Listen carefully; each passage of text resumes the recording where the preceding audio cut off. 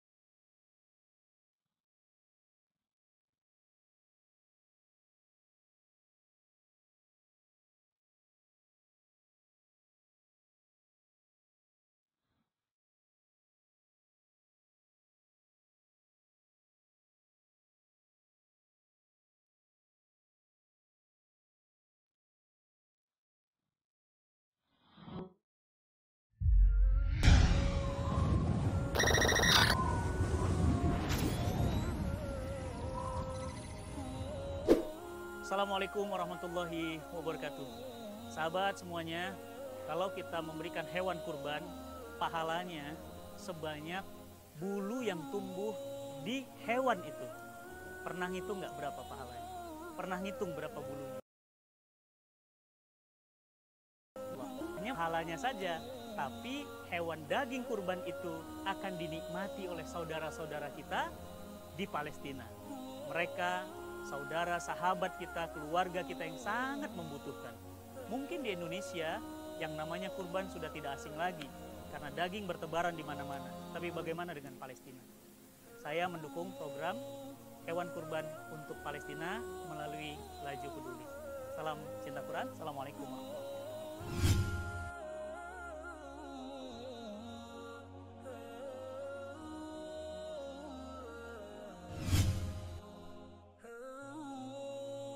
Bismillahirrahmanirrahim. Assalamualaikum warahmatullahi wabarakatuh. Selamat siang semuanya, sahabat-sahabat Laju. Alhamdulillah hari ini Allah limpahkan kita rahmat dan rizki dalam rangka tholabul ilmi, yaitu menuntut ilmu dengan ustadz kita, ustadz favorit, ustadz kesayangan ayah dan bunda semua, yaitu Ustadz Jayus Rahman atau yang sering disebut dengan Ustadz Ajo Bendri.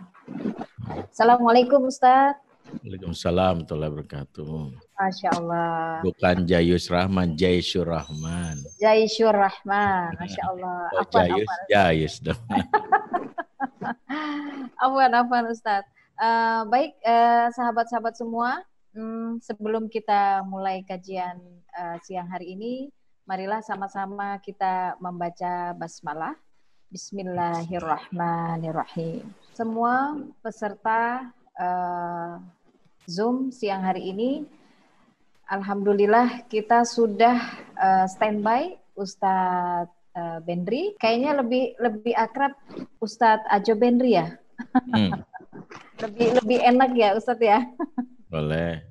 Karena saya sering mendengar dan melihatnya banyak jamaah menyebutnya di luar sana, terutama ayah dan bunda nih menyebutnya, oh Ustadz Ajo. Ya kalau dibilang Ustadz Ajo itu arahnya udah pasti Ustadz Ajo Bendri ya. Masya Allah.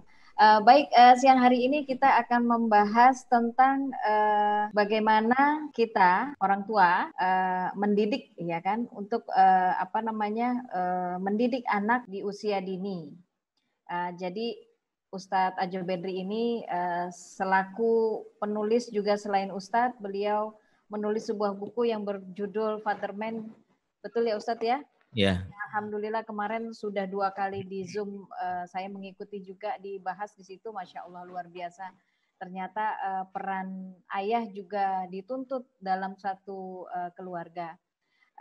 Baik sahabat semua, kita langsung saja kepada materi. kita persilakan kepada Ustadz Ajo Benri untuk memaparkan apa itu mendidik anak usia dini, terutama buat ayah dan bunda nih, calon ayah dan bunda juga, karena ada beberapa juga calon ayah dan bunda yang insya Allah akan mendengar ini menjadi modal mereka untuk bisa nantinya membuahkan anak-anak yang soleh dan solehah di awal. Ya. Tafadhol Ustadz. Baik, bismillahirrahmanirrahim. Assalamualaikum warahmatullahi wabarakatuh. Waalaikumsalam warahmatullahi wabarakatuh. Alhamdulillah, assalatu wassalamu ala rasulillah wa ala alihi wa sahbihi wa mawala.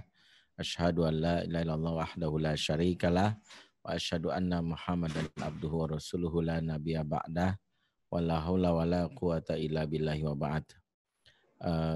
Ikhwatal iman, a'azakumullah jami'an, bapak-bapak, ibu-ibu, calon bapak, calon ibu, teman-teman semua dari Laju Peduli yang menyaksikan tayangan kita baik via YouTube mungkin ada atau via Zoom. Kesempatan siang hari ini, alhamdulillah kita memuji Allah atas segala karunia-Nya, khususnya di masa pandemi ini di mana kita belum bisa untuk berinteraksi langsung. Kita diberikan kemudahan lewat fasilitas teknologi yang merupakan nikmat dari Allah Subhanahu wa taala. Fabi ayyi ala'i rabbikum tukadziban. Kita tidak bisa memungkiri bahwa nikmat yang Allah berikan salah satunya adalah lewat teknologi yang membuat kita bisa terhubung di lewat media online. Dan tentu saja kita belajar tak pernah putus, tak pernah henti, khususnya bagaimana menjadi orang tua ya, di khusus memanfaatkan masa-masa keemasan yang disebut para ahli sebagai golden age, ya usia-usia emas, karena usia dini ini menentukan nanti bagaimana anak-anak kita khususnya di saat tumbuh menjadi anak yang ABG, dan sebagian besar, sangat besar pengaruhnya dipengaruhi oleh di usia dini. Sehingga disinilah mengapa setiap orang tua tidak menyepelekan atau menyanyiakan usia dini. Ya, bahkan kalau boleh dibilang orang-orang yang cerdas justru yang benar-benar maksimal. Orang tua yang cerdas maksimalkan usia dini. Ya, bahkan kalau perlu habis-habisan.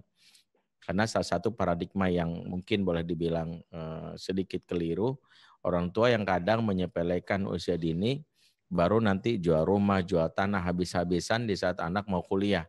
Padahal isi kepalanya menjelang kuliah itu sudah berisi dari banyak hal yang dialami di masa-masa usia dininya. Itu yang membuat kemungkinan besar anak-anak akhirnya sulit atau ibaratnya sudah keras yang diarahkannya agak susah. Ya, itu yang membuat banyak orang tua yang akhirnya baru menyadari.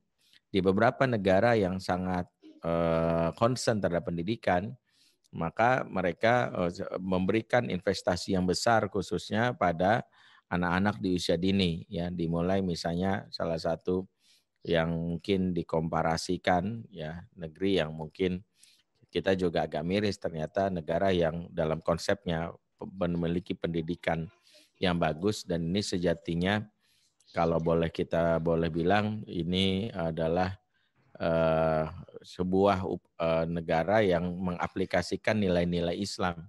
Ya, kalau ada sebuah riset misalnya dulu, misalnya Rashid Ridho atau Muhammad Abduh pernah mengatakan bahwa negara yang paling Islami justru ada di negara-negara Eropa yang sejatinya keislamian ini diukur bukan dari simbol-simbolnya, tapi nilai-nilai aplikasi dari hadis-hadis dari Quran itu yang dipakai oleh mereka. Misalnya tentang kebersihan, tentang ketertiban, tentang bagaimana salam, sapa, sopan, dan sebagainya itu diaplikasikan oleh mereka. Termasuk bagaimana mereka misalnya benar-benar konsen terhadap usia dini. Nah, salah satu negara yang dimaksud adalah negara Finlandia. Negara Finlandia ini jadi di masa Harun al-Rashid, guru PAUD usia dini, kalau disebutnya kutab, itu adalah guru yang dibayar sampai 100 juta per bulan. Bayangkan, Ya 100 juta per bulan. Mungkin kalau zaman sekarang 100 juta pun seumur hidup belum nyampe sebagian besar guru ya. Artinya dia sudah totalitas tapi tidak mendapatkan betapa gaji yang lumayan. Kenapa dalam sejarah Islam guru dibayar sedemikian mahal? Karena memang mereka menyadari bahwa fungsi kaderisasi, totalitas itu dimulai dari usia dini. Nah, para ayah dan bunda karena itu jangan sampai menyepelekan yang terkait dengan peran seorang bagaimana melihat potensi usia dini. Nah, potensi usia dini ini kalau kita lihat salah satunya di dalam surat An-Nahl ya ayat 78 Allah berfirman tentang beberapa stimulus-stimulus yang bisa kita lakukan terkait di usia dini. Ya, Allah berfirman misalnya wallahu akhrajakum min butuni ummahatikum la ta'lamuna syai'a wa ja'ala lakumus sam'a wal absar wal afidah la'allakum tashkurun. Allah keluarkan kamu dari perut ibumu dalam keadaan tidak tahu apa-apa dan Allah menjadikan 3 hal. Yang ini kalau kita lihat ayatnya selalu berurutan polanya. Ya, pertama adalah pendengaran, yang kedua adalah penglihatan, yang ketiga adalah hati, yaitu afidah. Afidah ini jamak dari kata fuad, yang sejatinya kalau diterjemahkan makna fuad itu dari kata tafaud, sesuatu yang bergolak. Ya, sehingga ada sebagian ahli menyebutnya makna tafaud yang memberi akar kata terhadap fuad ini artinya sesuatu bergolak yang tak lain adalah emosi. Karena emosi bergolak di awal-awal bagi manusia. Dalam hal ini ternyata uraian Quran memberi isyarat bahwa ada 3 potensi yang kadang-kadang kita lalaikan yang inilah yang direbut oleh pihak di luar orang tua. Yang pertama potensi pendengaran. Kenapa potensi pendengaran? Karena ini adalah pintu pertama masuknya informasi manusia. Yang nanti dalam hal ini dalam ternyata otak sudah berfungsi bahkan sejak bayi janin di dalam kandungan. Di janin dalam kandungan ketika ruh ditiup, organ yang pertama kali aktif adalah pendengaran dan otak sudah mulai aktif berbarengan dengan denyut jantung. Di mana otak ini mampu merekam ya berdasarkan riset 1.500 sampai 5.000 kosakata per hari.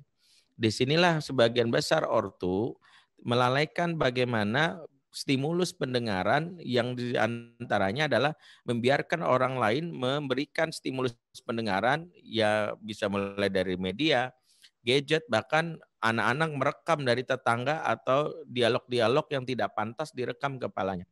Sehingga ketika di masa-masa tubuh kembangnya, anak-anak kita ketika lisannya sudah mulai aktif, wa alsinatihim wa aidihim wa rajulihim, di mana lisannya pertama kali aktif, lisan itu adalah mengeluarkan sesuatu yang pertama kali ada di kepalanya yang sejatinya hasil dari stimulus orang tuanya. Di mana anak yang keluar lisannya, misalnya omongan tahu-tahu lagu atau omongan ngaco, kasar, maka itu disebabkan kelalaian ortu yang tidak memanfaatkan stimulus pendengaran. Di mana lisan ibu yang diberikan anugerah oleh Allah, di mana wanita itu punya kecenderungan ngobrol, kecenderungan ngomong, di mana wanita yang sehat jiwanya minimal keluar 20.000 kata per hari, maka ternyata ada korelasinya wanita yang keluar 20.000 kata itu setiap harinya dengan anak yang membutuhkan stimulus pendengaran. Jadi ternyata antara ibu dan anak ini memiliki keterikatan satu, bahwa ibulah stimulan pertama yang memberikan reaksi kepada isi kepala anak. Kalau ibu selama ini ya isi lisannya itu udah kebanyakan, mohon maaf, ya obrolan-obrolan sampah, kalimat-kalimat yang nggak baik, bahkan lagu-lagu yang tidak pantas, maka tanpa sadar ibu sedang men-set atau melakukan yang namanya install isi kepala anak dengan apa yang keluar dari lisan ibu. Itulah mengapa seorang ibu di awal-awal ketika bayi itu dalam hal ini baru saja lahir, di mana pendengarannya baru aktif, bahkan kalau bisa dari mulai awal bayi itu ditiup ruhnya saat kandungan berusia 4 bulan, hati-hati memberikan stimulan pendengaran, karena kelak anak itu akan mengeluarkan sesuatu sesuai dengan apa yang pertama kali didengarnya di awal-awal pertumbuhan. Ini yang pertama, sebagai sebuah hal yang kadang-kadang orang tua menyepelekannya. Makanya kalau anak kita ingin keluar dari lisannya Al-Quran, kalimat-kalimat thayyibah, bahkan tauhid, maka kenapa ortu harus sering-sering mengenalkan di awal-awal pertumbuhan. Mulai dari kalimat thayyibah, kalimat-kalimat zikir seperti Masya Allah, Allahu Akbar, la haula wala quwata illa billah, atau kalimat seperti ayat-ayat dalam Al-Qur'an ya, bismillahirrahmanirrahim, alhamdulillahirabbil alamin, arrahmanirrahim, maliki yaumiddin, iyyaka na'budu wa iyyaka nasta'in, ihdinas siratal mustaqim, siratal ladzina an'amta 'alaihim ghairil maghdubi 'alaihim waladdallin. Amin. Al-Fatihah, kemudian Al-Ikhlas, Al-Falaq, An-Nas. Ayat-ayat yang dibacakan ini sejatinya memberikan isi kepala anak itu akhirnya terisikan sesuatu yang positif. Makanya dalam beberapa kejadian, misalnya disampaikan kisah yang menarik, bagaimana seorang ibu yang mungkin biasa saja selama ini tidak boleh dibilang dia tidak memiliki prestasi yang bisa dibanggakan sebagai seorang muslimah dengan hafalannya, tapi bisa mencetak anak yang hafal Quran sejak umur 3 tahun.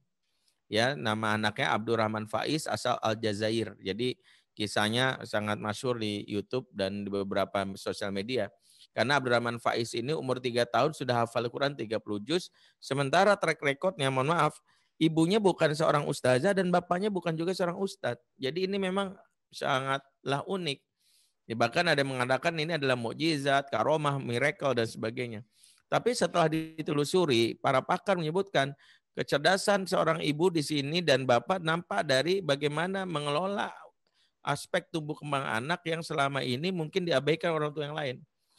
Ternyata sang ibu bertekad waktu dia hamil, dia sudah bertekad hobinya saja diarahkan mendengarkan stimulan Al-Quran. Jadi ibunya memang senang Al-Quran. Jadi apa aja yang dengar Al-Quran. Jadi bukan tayangannya tonton juga Al-Quran. Jadi bukan nonton TikTok, goyang mamah muda, goyang ubur-ubur, bukan. Jadi mamahnya saya sudah memilah bahwa dia hanya mendengar. Jadi Al-Quran didengerin, ditonton. Ya mungkin kalau sekarang ada tayangan seperti Hafiz Quran, itu yang ditonton. Dan menariknya setelah itu sang ayah pun setiap pulang dari tempat kerjanya, disebutkan ayah seorang pegawai negeri, maka ayahnya pulang pun selalu menyetor bacaan Quran kepada anaknya seraya memegang perut si istri. Inilah yang memberikan suatu pengaruh yang luar biasa, di mana pengaruh anak-anak yang stimulusnya ya yang baik itu akan berujung kepada di awal-awal tumbuh kembangnya.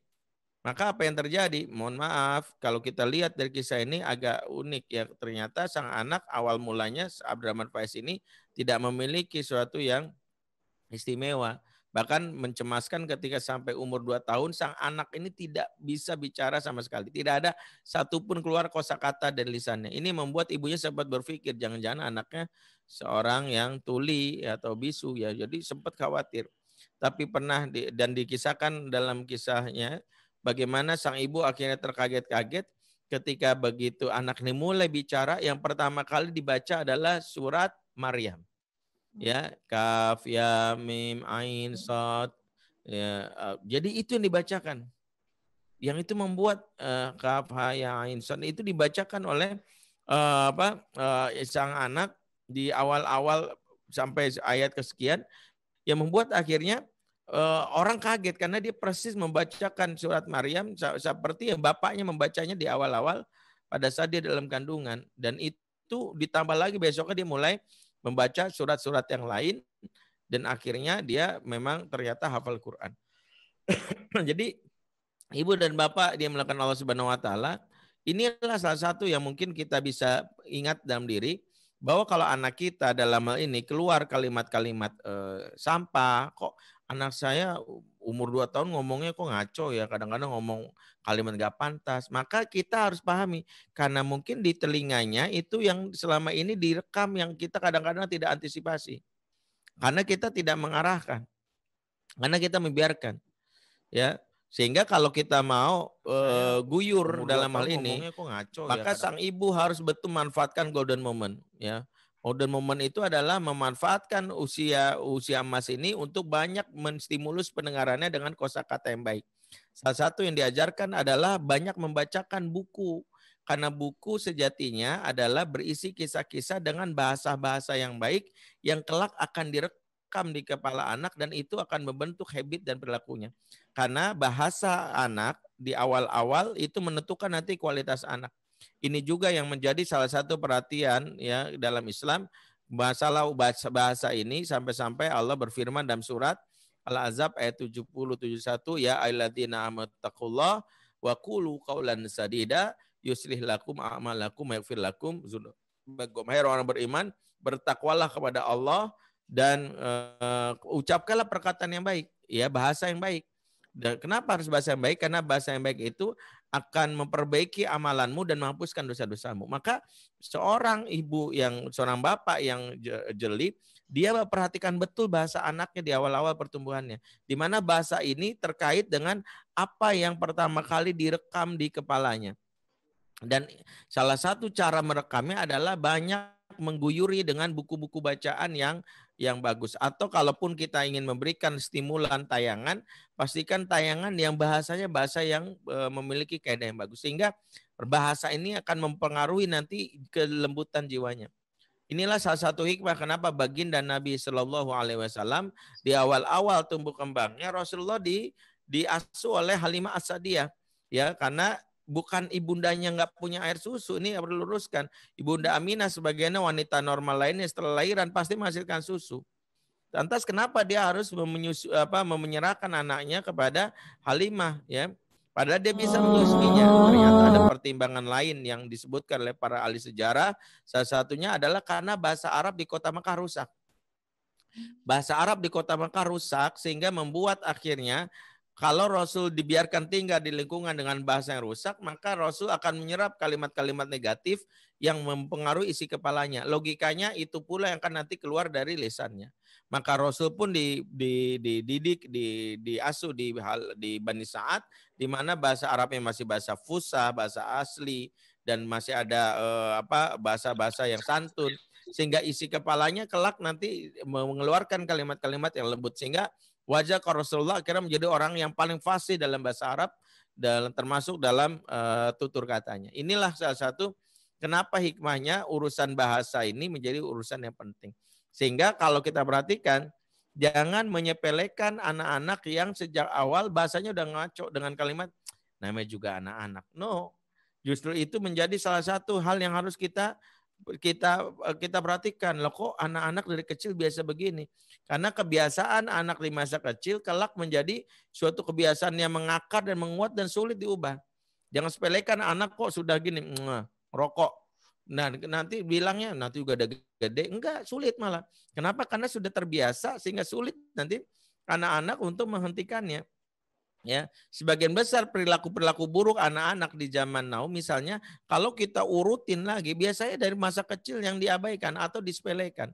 Sederhana aja silakan ya. Saya aja sering kali melakukan eksperimen ya, ibu-ibu mungkin pernah disuruh ya. Bisa nggak mengucapkan abjad dari A sampai Z ya, yang selama ini kita pahami. Ya, A, B, C ya sampai Z pasti bisa ya. A, B, C, D, F, G, H, I, J, K, L, M, N, O, P, Q, R, S, T, U, V, X, Y, Z. Mudah, sangat mudah memang. Tapi ketika disuruh balik dari Z ke A, coba ada yang bisa Z ke A ya. Kalau bisa mungkin dapat buku saya lah, Fatherman. Ya. Kalau ada yang bisa ngajuin, pasti kita butuh latihan, wah enggak ini harus baca lagi, harus berapa kali karena memang nggak bisa paling Z, Y, X. Setelah itu kita mentok. Kenapa? Karena kalau ditanya, kenapa Bu nggak bisa? Padahal kan hurufnya sama aja. Jawabannya simpel, karena nggak biasa. Karena nggak biasa. Makanya kalau kita pahami suami kita nih, kenapa sih nggak bisa ngomong sayang? Padahal tuh dia sering banget ikut kajian-kajian parenting. Kadang-kadang ikut kajian saya atau kajian ustadz yang lain diajari, coba dong ngomong sayang sama istri, gitu nggak bisa. Mau ngirim puisi pun salah kirim, ya puisinya malah puisi Khairil Anwar. Aku ini binatang jalang, malah bikin istrinya film. Ya emang kata istri. Kenapa? Kok kamu tuh nggak bisa romantis? Ya? Kalah sama Dilan anak 90-an kan gitu. Kita merasa suami kita nggak romantis, maka perhatikan sebelum kita menyalahkan suami kita yang mungkin nggak romantis, ya, tidak bisa berkata-kata mesra, maka perhatikan pola asuhnya. Maka telusurilah. Kalau boleh jujur tanya, Mas, waktu umur 0-5 tahun yang ngasuh kamu siapa, Mas? Tanya dulu itu. Nah, yang ngasuh aku itu nenek. Oh, emang nenek? Oh, nenek aku tuh kok ngomong kasar. Misalnya ya, misalnya kalau ngomong tuh nyelekit, aku kadang-kadang ngomong bego. Oh, pantes. Kok pantas ya? Isi kepalanya dia dipengaruhi dengan apa yang dipenuhi di masa kecilnya. Sehingga ini kita bisa melihat sebuah kesimpulan.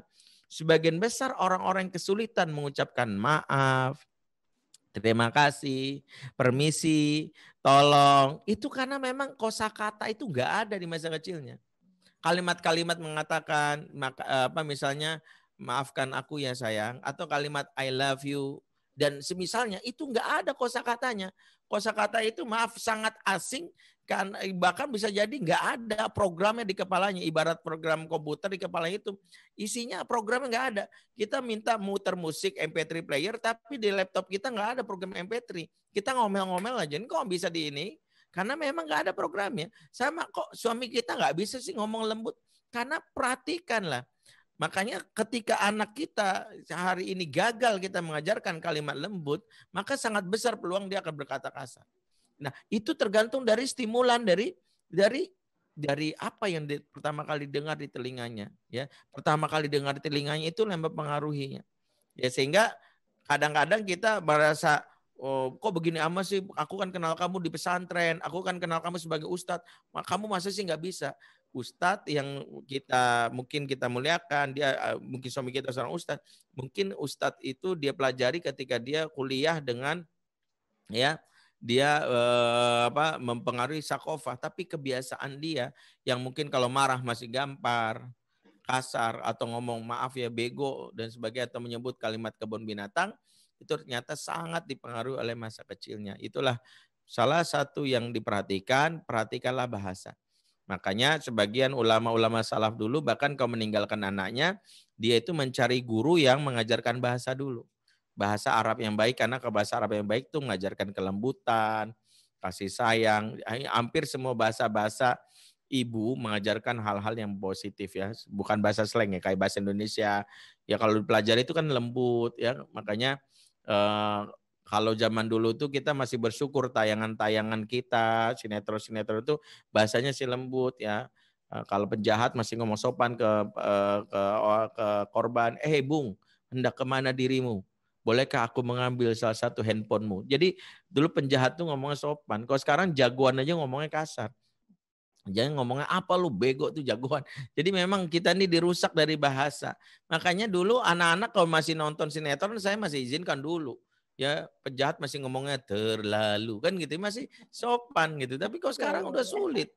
Ngomongnya kadang-kadang nggak diayak, menyakitkan bahasa orang, bullying, apa lo, nah, gitu aja udah kasar. Jadi bahasa itu sejatinya itu. Kalau dalam bahasa Jawa kita tahu kan ada bahasa kromo, ada bahasa yang menunjukkan bahwa begitu halusnya bahasa sapaan ini dan nanti mempengaruhi sikap seorang anak. Sehingga zaman dahulu kadang-kadang orang-orang dulu itu mengajarkan melatih bahasanya dulu. Abdul Aziz bin Marwan misalnya ketika dia ingin berangkat ke Mesir, dia itu sangat memperhatikan tumbuh kembang anaknya, maka dia ingin anaknya belajar bahasa dulu.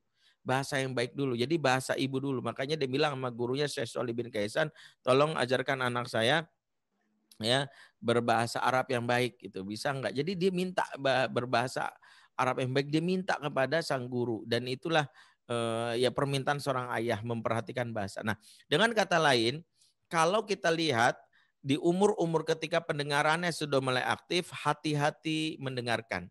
Hati-hati memperdengarkan ke anak mulai dari lisan kita atau lingkungannya.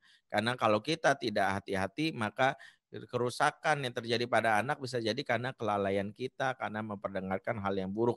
Ya, entah itu tayangannya atau mungkin karena kitanya. Karena itu untuk amannya, salah satunya bacakan buku. Buku adalah salah satu cara mudah untuk membuat anak melatih struktur kata karena anak mendengarkan struktur bahasa yang runut, kalimat-kalimat yang bertutur, yang bagus, yang sopan, sehingga itulah yang akan membentuk bagaimana sejatinya perilaku anak-anak di masa depan. Ingat, inilah stimulus pertama pendengaran. Tapi ingat, pendengaran ini pun akan terkait juga dengan bukan sekedar kontennya, tapi sejauh mana nanti ikatan dan kelekatan.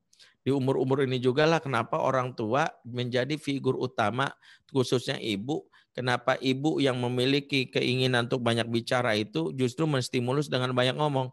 Karena ibu yang justru tidak berbicara kepada anak di umur-umur ini, maka anak tidak memiliki kelekatan atau attachment yang kuat. Apalagi kalau ibu cenderung melimpahkan kepada orang lain atau media.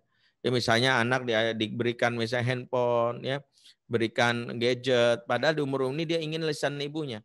Ya kalau nangis orang tua zaman dulu justru ibunya menenangkan, adek, sayang, gitu. Tapi kalau waktu zaman nangis, ini buat papa, ini buat mama, ini, nah, upin ipin, nah, gitu. Jadi dikasih handphone yang membuat anak akhirnya tidak mendapatkan kelekatan. Ini juga salah satu hal yang mungkin harus kita coba muhasabahi. Jangan sampai kita menjadi orang tua yang kehilangan momentum-momentum di awal, yang momentum awal ini membangun namanya attachment, kelekatan. Kelekatan ini penting karena esensi dari parenting nanti kita pahami adalah kelekatan. Hampir sebagian besar anak-anak bermasalah itu di masa dewasa adalah anak-anak yang nggak lekat sama orang tuanya, nggak punya attachment. Ya, anak-anak yang waktu kecilnya mungkin disisui dengan cara yang salah. Lisan pertama itu nggak dengar dari omongan orang tuanya, tapi orang lain. Ya, orang lain yang lebih banyak. Anak-anak tidak memiliki namanya ketergantungan yang disebut dengan dependent. Justru anak-anak di umur-umur awal 0 sampai 2 tahun wajib memiliki kelekatan dalam wujud yaitu tergantung atau dependent. Maka ini wajar. Sehingga kalau boleh disimpulkan, lihat apakah anak-anak di umur 0 sampai 2 tahun itu dia nempel ke ibunya, dan itu normal. Apa-apa mama. Ya, kita pulang tiba-tiba kita menemukan misalnya anak pampersnya penuh, kemudian kita sebagai ibunya bilang karena kita pulang ada pengajian gitu. Pampersnya ganti ya sama Mbok dulu ya. Dia langsung enggak maunya sama mama. Kita bilang enggak ya, mama lagi capek ya, Mbok enggak maunya sama mama, maunya sama mama. Nah, ini adalah sebuah konsekuensi yang benar. Bahwa karena saking lekatnya anak maunya sama mama itu benar. Karena kita telah menstimulus pertama kali suara kita itu menjadi familiar, sound familiar yang membuat anak bahkan kalau dia nangis, pernah ada sebuah iklan yang saya lihat, ini bentuk ibu yang komitmen di awal-awal banyak ngomong. Ketika bapak ibu berusaha menenangkan, tiba-tiba khusus ibunya ditelepon, ibunya cuma ngomong doang, adek, langsung tenang dia. Karena suara itu sudah sangat familiar, dia dengar di awal kandungan. Nah, ibu jangan sampai kehilangan momen itu. Suara-suara ibu harus banyak didengar, terutama suara yang menenangkan. Dengan nyanyian, suara yang lembut, yang membuat dia tenang. Sehingga ketika dia nangis di sini sama mama, itu yang pas buat anak-anak. Makanya efeknya tadi anak-anak menjadi tergantung apa-apa mama, dan itu normal. Jadi jangan justru terburu-buru, pengen anak buru-buru lepas, buru-buru mandiri. Ada anak umur 1 tahun bangun tidur bikin kopi sendiri. Kita kayak kids zaman now gitu. Ntar di umur 3 tahun minta ngekos ya di samping TK apa. Kita baru nyaho, ya Allah anak gua udah ngekos ya. Jangan GR, kamu udah mandiri. Justru itu isyarat bahwa dia nggak butuh mamanya. Kelak di masa dewasa dia akan mudah sekali pelariannya kemana? Ke lelaki nggak jelas, ke teman-teman yang rusak karena tidak punya bonding. Sehingga saya pernah diskusi sama guru saya dengan Ibu Eli Risman. Salah satu yang beliau ingatkan, esensi dari pengasuhan itu adalah di emotional bonding. Setiap orang tua yang mampu membangun kelekatan dan akan mempengaruhi betul bagaimana anak-anak di masa dewasa itu treatmentnya. Anak-anak yang punya hubungan kelekatan yang kuat secara emosional itu akan membentuk anak-anak yang mudah diarahkan, mudah diberitahu, ya, anak-anak yang gampang dikasih nasihat. Itulah salah satunya. Tapi sebaliknya kelekatan yang kurang, ya, kalau tidak punya emotional bonding yang kuat, ya, akhirnya apa terjadi? Anak-anak di masa-masanya lebih percaya pada temannya, sulit diatur, bahkan gampang marah. Nah, bagian inilah yang kadang-kadang seringkali disepelekan, dan ternyata sebagian besar kelekatan atau emotional bonding yang rusak di masa-masa ABG itu ternyata dipengaruhi justru di saat anak itu di usia dini. Sehingga ini yang pertama, bagaimana ibu di umur-umur awal, saat dia menyusui, memang salah satu dianjurkan oleh para ahli banyak ngobrol. Itulah kenapa kalau ibu nyusuin nih, selain ibu itu mungkin kalau nyusuin jangan sekali-sekali ibu terdistract ya, terdistract dengan kegiatan lain. Ada nyusui sambil main gadget, sini langsung begini. Udah belum, cepetan.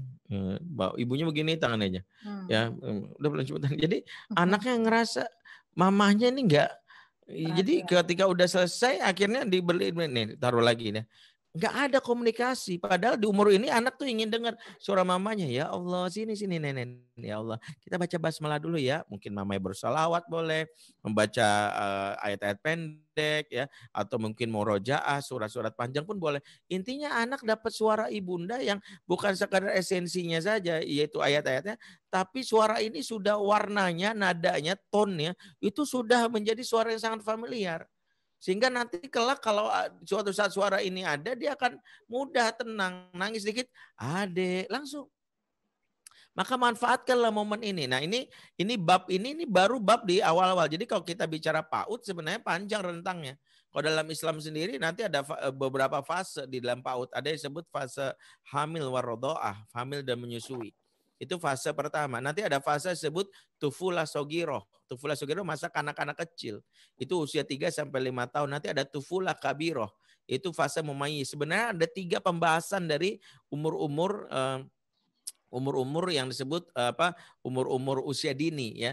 Tapi saya lebih concern kepada tahapan awal dulu, bahwa di tufulah di fase rodhoah, stimulan pertama adalah pendengaran yang seperti disebutkan dalam surat An-Nahl ayat 78. Ini menjadi isyarat betapa orang tua jangan menyepelekan di umur-umur ini untuk mendengar pendengaran. Yang kedua adalah wal absar, yaitu umur amur. Di awal ini anak-anak mulai aktif penglihatannya. Memang penglihatan anak itu menjadi nomor 2 terstimulan ya, karena memang sesuai dengan tahapan perkembangan, pendengaran dulu yang aktif, dan itu bahkan di saat dia baru lahir dalam kandungan. Itulah hikmahnya kenapa anak itu di dalam Islam diazankan. Itulah kenapa Islam itu sangat relevan dengan ilmu pengetahuan ya. Kalau sementara di ajaran Kristen kan di matanya dikasih gambar salib. Padahal mata itu baru aktif berdasarkan riset itu nanti di umur 6 bulan. Maksudnya aktif itu baru melihat jelas. Ya sementara 0 sampai 6 bulan mata itu baru punya jarak pandang sekitar 30 cm. Makanya di umur-umur 0 sampai 6 bulan ketika kita tahu bahwa stimulan pendengaran penting, kemudian stimulan penglihatan distimulus dengan cara adalah beradu muka dengan muka, face to face. Kenapa? Karena tadi sudah disebutkan 0 sampai 6 bulan adalah usia di mana anak itu jarak pandangnya maksimal 30 cm. Itulah rahasianya kenapa baginda Nabi Shallallahu Alaihi Wasallam dalam beberapa riwayat jika berkomunikasi dengan anak, khususnya anak PAUD, terlebih misalnya anaknya itu di bawah usia 6 bulan, selalu beradu muka dengan muka, face to face ya. Pernah misalnya dalam sebuah riwayat Rasulullah dengan cucunya Umamah misalnya beradu muka dengan muka sampai menjulurkan lidah gitu. Dijulurkan lidahnya gitu, dan itu lidahnya sampai kelihatan kemerah-merahan, dan itu diperhatikan oleh cucunya sampai cucunya tertawa. Dan ternyata efek dari ortu ketika dia sedang beradu muka dengan muka, dan itulah yang harus kita lakukan. Jadi nggak boleh ngomong sama anak kecil itu dari jauh ya, khususnya sama anak bayi di 6 bulan. Adek, dia nggak tahu siapa, hanya suara saja. Dia harus merekam wajahnya. Wajah yang direkam ini akan di-scan masuk ke dalam memori sang anak, kelak disimpan di arsip pertama, di folder pertama, yang itu akan menjadi rujukan anak di saat dia dewasa nanti. Anak-anak yang di masa kecilnya ya sering melihat benda atau melihat sesuatu, itu yang akan nanti dijadikan sebagai repertoar di saat dewasa. Itulah kenapa anak-anak yang punya kelekatan itu bisa mengimajinasikan dengan mudah orang tuanya di saat dewasa. Bahkan orang tua ini bisa sebagai selain penenang, misalnya anak-anak yang saat dia ngekos dia gelisah membayangkan senyuman ibunya, itu dia akan muncul. Ya, atau bahkan lebih ekstrim lagi membayangkan kemarahan ibu atau kemarahan ayahnya kalau misalnya dia melakukan yang hina, itu dia akan muncul pagar yang membuat dia nggak berani bertindak macam-macam. Hal ini pula yang terjadi dengan Nabi Yusuf alaihissalam yang kisahnya masyhur dalam Al-Quran. Mengapa Yusuf ya selain juga karena seorang nabi yang terjaga dari perbuatan dosa ya, tapi menariknya Yusuf ini sempat mengalami situasi godaan yang sulit, yaitu ujian syahwat. Ya, ujian yang sejatinya banyak laki-laki yang jatuh, bahkan boleh dibilang gagal ya. Allah berfirman dalam surat Yusuf ayat 24, walaqad hammat bihi wa hamma biha, sungguh wanita itu, yang dimaksud wanita itu adalah Zulaikha, terus-terusan menggoda Yusuf. Hammat bihi wa hamma biha, sementara Yusuf nafsunya juga muncul atau memuncak karena terus digoda sebagai seorang manusia.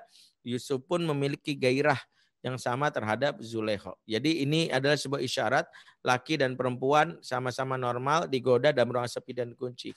Makanya dalam ayat ini Syekh As-Sa'di dalam tafsir Taisir Karimur Rahman fi tafsir Kalamil Manan mengatakan hadhihi mihnatu azimah a'zamu ala Yusuf. Ini ujian yang paling dahsyat yang dialami oleh Yusuf. Artinya di antara sekian ujian paling dahsyatnya adalah ujian syahwat. Nah, saat itu Allah menyebutkan sambungan ayatnya, laula ar'a burhana rabbih, seandainya tidak ada petunjuk dari Tuhannya.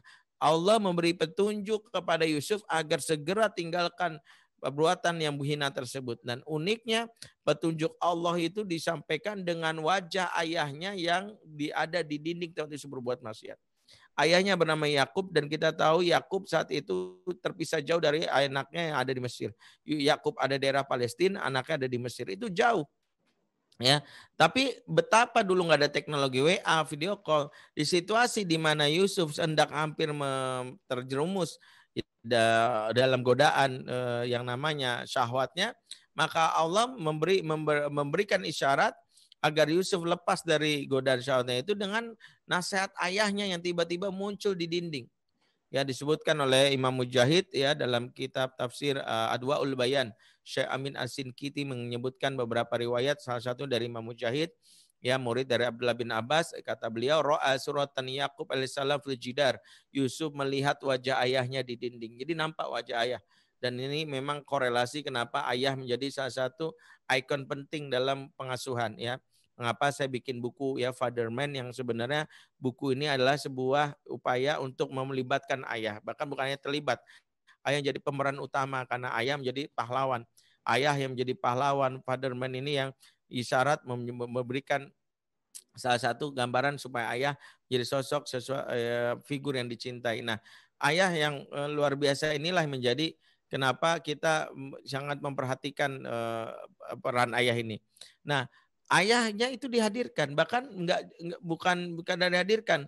Dalam riwayat Imam Qatada, ayahnya tuh sampai menasihatinya, sampai ayahnya menunjukkan menggigit ya dengan kalimat ya Yusuf atahumu bi amali sufaha wa anta maktubun fil anbiya. Wahai Yusuf, kenapa kau lakukan perbuatan orang-orang bodoh sementara engkau tercatat sebagai nabi? Betapa Yusuf begitu melihat wajah ayahnya, spontan syahwat yang tadi begitu bergolak tiba-tiba redam ya, kata Allah kata para ulama, fantaza Allah kulla syahwatin kanat fi mufasilihi. Maka Allah mencabut syahwat itu dari setiap persendian Yusuf sehingga dia tidak bergairah lagi. Ini isyarat betapa pagar bagi seorang anak di saat dewasa itu memang ayah. Kalau ibu adalah magnet buat anak ingin pulang, ayah adalah pagar agar anak nggak macam-macam di luar. Nah, pagar ini dipengaruhi oleh apa? Yaitu kelekatan lagi-lagi. Sejauh mana umur-umur di awal itu anak sering mendengar suara ayah dan ibunya dan sering melihat wajah ibunya. Maka sangat aneh kalau di umur-umur ini ada ibu yang belum apa-apa atau bapak anak nangis kasih gadget. Nangis kasih gadget. Itu yang membuat anak belajar pola. Tahu polanya, jika kelak aku menangis ada handphone yang akan menghiburku. Jika kelak aku sedih ada Upin Ipin teman setiaku. Bukan abinya, bukan uminya. Padahal harus kita ingatkan bahwa kalau engkau nangis ada umi. Ini sini sama umi. Kalau nangis ada abi, sini abi saya. Sini sedih ya. Kita harus ingatkan itu yang kita rekam. Makanya wajah kita itu ya nggak penting wajahnya mau ganteng kayak Lee Min Ho ya atau ancur-ancuran kayak artis yang salah operasi plastik, nggak ada masalah. Yang berjelas anak itu nggak butuh wajah yang harus tampan-tampan amat. Anak dia akan nyaman dengan ortu yang sejak awal sangat mudah direkam wajahnya. Dan itu kita bisa tes lah, gampang banget. Kalau misalnya saya sering mengatakan ibu-ibu bisa tes lah anak ibu yang balita, itu kalau bisa dijejer di depannya ada misalnya beberapa artis cantik ya mungkin ada Laudia Sintabella, ada Luna Maya, siapa lagi tuh Raisya, terus ada ibunya, ada si Ren Sungkar, misalnya mengatakan gini, sini semuanya mengatakan sini, ayo sini mau dipeluk. Logikanya sekarang saya tanya, kira-kira tuh anak pilih siapa? Ada ibunya, sementara artis cantik lain itu, ya pasti dia anak milih ibunya. Ya, tapi jangan dites bapaknya, kalau bapak milih yang selain ibunya kayaknya. Nanti nyesel. Bapaknya jangan dites, nanti nyesel. Ya anaknya aja. Anak itu masih murni hatinya. Dia walaupun maaf misalnya ada tante artis cantik Raisa itu mengatakan sini sayang, dia akan milih ibunya walaupun wajah ibunya di bawah standar SNI gitu, maksudnya nggak cakep-cakep amat gitu, nggak usah khawatir. Anak nggak butuh itu, yang penting Karena anak tahu waktu kecilnya apa. Dia akan mengatakan walaupun tante itu membujuk sini, dia akan bilang, hei, tak pernah ku dengar suaramu, tak pernah ku lihat wajahmu waktu kecil. Ya, mau main peluk aja, emang aku bayi murahan kan gitu. Dia akan bilang gitu. Dia akan memilih. Tapi kalau ibundanya nggak usah jauh-jauh, tinggal sini sayang. Dia akan milih ibunya. Ini normal. Sehingga kalau ada anak yang sampai nggak mau dipeluk sama ibunya, itu adalah sebuah problem tersendiri. Kenapa ya? Kok anakku nggak mau nempel sama aku ya? Kenapa ya? Dia itu kayaknya malas banget sama aku ya. Kenapa ya? Padahal masih kecil ya. Mungkin yang harus kita evaluasi, siapakah penstimulan di umur-umur 0 sampai 2 tahunnya, di umur-umur di mana dia harus sering mendengar suara ibu, dia di mana umur di mana dia harus melihat wajah ibu, ibunya nggak ada. Ya ada adalah pembantu, pembantunya kalau nangis pembantu yang justru orang tua salah kaprah, nangis sedikit rewen, bawa panggil mbok, ambil, gendong. Anak belajar, oh kok nangis ternyata embok. Makanya perasaannya malah ke emboknya. Ntar kalau mboknya dipecat tuh anak minta dipecat juga kan, solidaritas. Kenapa ini terjadi? Karena orang tua yang gagal. Makanya Quran membuat satu ayat yang sebenarnya ini ayatnya juga di beberapa surat lain tersebar, hanya ingin memberi isyarat. Jangan kau sepelekan di usia-usia dini. Sehingga sebagian besar ketika saya melakukan konseling, hampir perlaku anak-anak saat ABG. Ustadz, anak saya kenapa gini kan? Saya selalu bilang, coba lihat masa kecilnya. Semua yang terjadi di masa dewasa, termasuk di saat ABG itu semua dipengaruhi masa kecil. Karena orang Arab ingat tazra'u tahsudu, apa yang kamu tanam itu kamu tuai. Apa yang kamu tanam? Makanya saya selalu ingatkan kata kuncinya, pengasuhan itu ibarat utang piutang. Ya, pengasuhan itu ibarat utang piutang. Kalau nggak kita berikan hak anak di masa kecil, ya kalau kita anak akan menagihnya dosa dewasa dan perilaku yang menyebalkan. Itulah kenapa saya mengingatkan diri saya, jangan sampai saya punya hutang sama anak. Ya, sehingga membuat anak nanti nagihnya dengan dengan perilaku yang nyebelin. Itu yang kenapa kita harus benar-benar menerima kondisi di awal-awal harus totalitas. Sekali lagi, usia dini sangat menentukan. Di mana usia dini ini kita menstimulus, ini baru di usia 0 sampai 2 tahun yang saya baru bicara. Bahwa pertama pendengaran, kedua penglihatan, yang ketiga anak baru disebut hati. Hati itu kalau dalam ayat ini ada kata afidah tadi sudah diurai bahwa akar kata ada kata tafaut yang menunjukkan kepada bukan sekedar hati tapi emosi. Artinya di tumbuh kembang ini emosi anak sudah mulai berjalan ya. Anak baru mengenal emosi itu baru berdasarkan riset dari umur 6 bulan ke atas. Artinya mulai mengenal rasa sedih, rasa marah, kecewa, gembira itu 6 bulan ke atas. Kalau 0 sampai 6 bulan itu semua emosinya satu. Yang maksudnya adalah dia tidak bisa jadi jangan GR kalau anak kita ketawa itu refleksi fisiologis di umur 0 sampai 6 bulan. Jadi kalau ada gitu karena gue bahagia, enggak, itu refleks fisiologis saja. Mungkin karena digelitikin atau tiba-tiba nangis memble gitu. Di bawah 6 bulan itu belum menunjukkan emosi. Tapi setelah 6 bulan barulah itu emosi aslinya anak kita. Dan emosi anak ini dipengaruhi betul dari mana emosi orang tuanya, emosi ibu. Makanya ibu yang dalam tanda kutip tidak bisa mengontrol emosinya, di mana emosi ibu sering negatif, itu akan banyak anak kecipratan emosi ibu.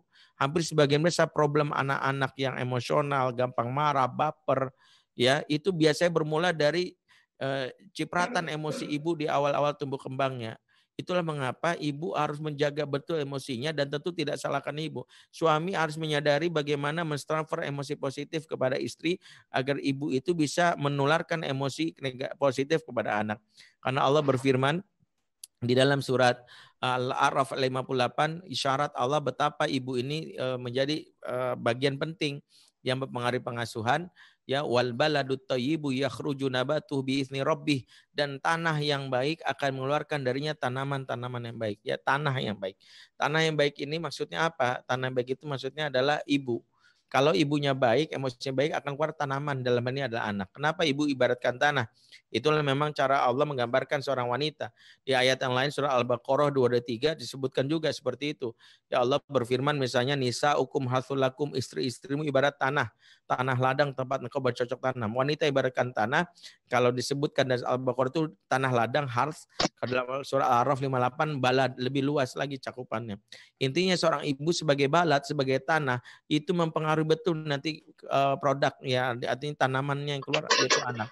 Itulah kenapa ibu harus belajar. Isyarat di ayat ini mengajarkan betapa ibu harus mulai mengontrol dirinya. perbaiki dirinya. Bagaimana ibu tidak banyak menularkan emosi negatif.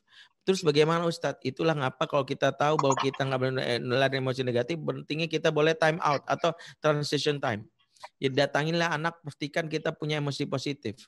Ya, sehingga di sini demi kemaslahatan jiwa seorang anak, ibu boleh dalam hal ini mau tidak mau ya, misalnya menyerahkan anak itu sementara ke pembantu atau ke orang lain karena demi kemaslahatan. Karena ada ibu yang ternyata ya dia tidak bisa mengontrol dirinya, emosional, gampang marah, tersinggung, sehingga ketika menghadapi bayi, emosi ini tanpa sadar anak bisa mendapatkan dari cara menggendongnya saja.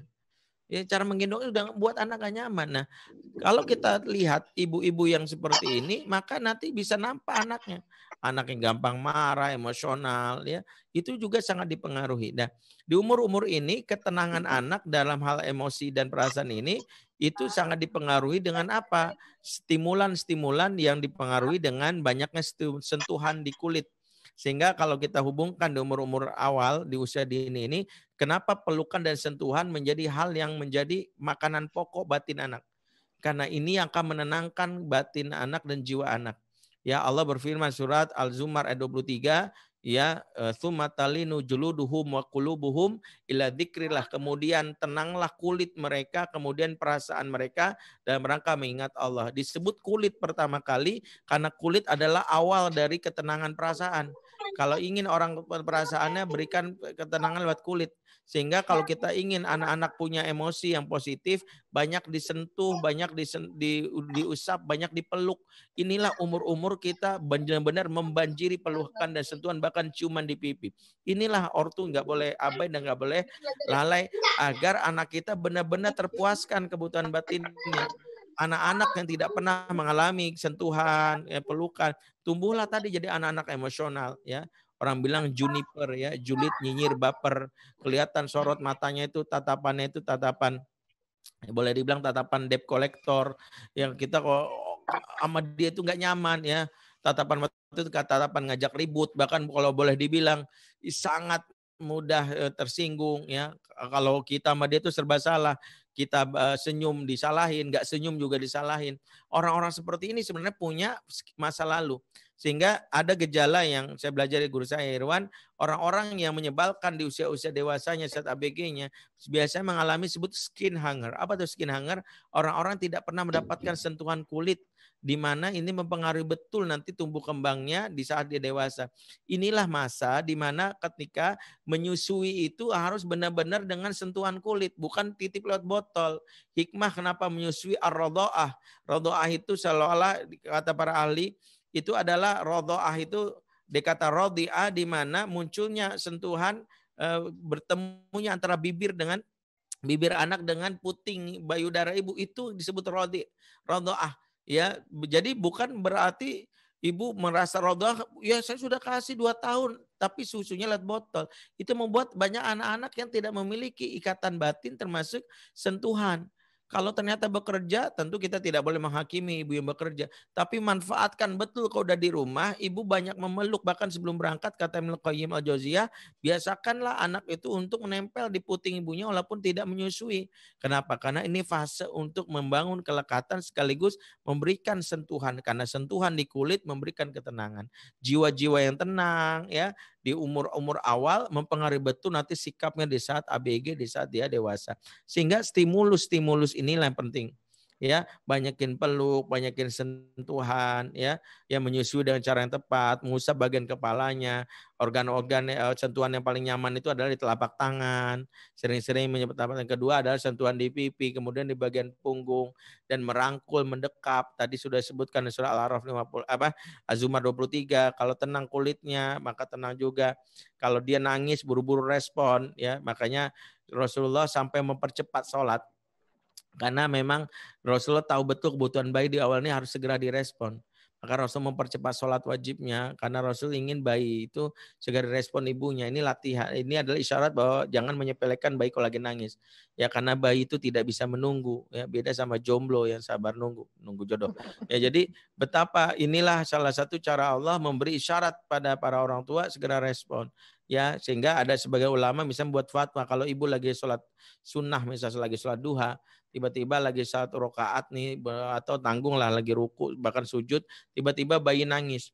Apa yang ibu lakukan? Membatalkan salat duha untuk merespon bayi nangis itu lebih utama. Karena apa?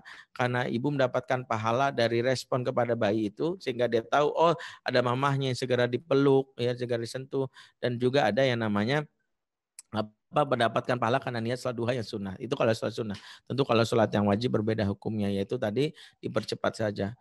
Baik, sudah pukul 14.00, ya mungkin itu cukup sebagai uraian. Ini sekali lagi, ini baru stimulan kalau disebut usia dini itu makanya saya bingung memetakannya, tapi sesuai urutannya saya mungkin dari usia 0 sampai 2 tahun aja dulu. Nanti kalau disebut 3 sampai 5 nanti ada fase lagi disebut tadi tufulah sogiroh ya. Nanti apa sih usia tufulah sogiroh itu? Tufulah sogiroh nanti stimulusnya itu adalah alsinatihim wa aidihim wa arjulihim, yaitu tangannya kemudian lisannya, tangannya baru kakinya. Lisan, tangan, kaki itu dalam Quran. Kemudian nanti kalau usianya tufulah kabiroh itu disebut juga dengan mumayyiz, di umur ini adalah akalnya sudah mulai aktif. Jadi stimulan nanti stimulan akal. Jadi berjenjang. Tapi karena ini waktunya singkat, saya pikir cukup ya kita mengurai minimal jangan abai di umur 0 sampai 2 tahun. Silakan kepada Ibu Susi untuk Bu Susianti untuk memulai atau diskusi dan tanya jawab. Aku luqul hadza fastaghfirullahi wa lakum. Wassalamualaikum warahmatullahi wabarakatuh. Waalaikumsalam warahmatullahi wabarakatuh. Syukran Ustadz paparannya tadi mengenai bagaimana kita mendidik anak di usia dini. Insya Allah nanti kita akan berkelanjutan, tapi kita cocokkan waktu dengan Ustadz lagi karena masih banyak pembahasan kita. Tapi di awal ini usia dini yang Ustadz Benri bilang, di usia 0 sampai 2 ini masa-masa yang paling sangat bagus. Kebetulan Ustadz saya juga bergerak di bidang parenting, jadi saya cukup cerewet dan cukup concern dengan anak-anak di masa ini karena di mana kita bisa mencetak yang Ustadz bilang tadi, ibarat komputer kita install. Isinya bagaimana nanti kita bisa menggerakkan dia untuk A dan B dan C. Baik Ustadz, ini ada sesi tanya jawab, tapi nanti kita masuk iklan sebelum sesi tanya jawab. Tafadhol Ustadz istirahat sebentar biar ada jeda iklan. Baik.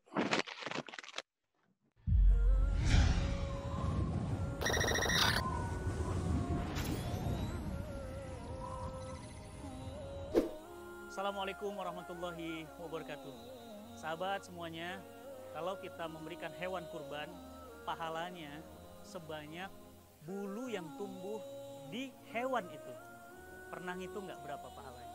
Pernah ngitung berapa bulunya? Masya Allah. Dan masalahnya bukan pahalanya saja, tapi hewan daging kurban itu akan dinikmati oleh saudara-saudara kita di Palestina. Mereka saudara, sahabat kita, keluarga kita yang sangat membutuhkan. Mungkin di Indonesia yang namanya kurban sudah tidak asing lagi karena daging bertebaran di mana-mana. Tapi bagaimana dengan Palestina? Saya mendukung program hewan kurban untuk Palestina melalui Laju Peduli. Salam cinta Quran. Assalamualaikum warahmatullahi wabarakatuh.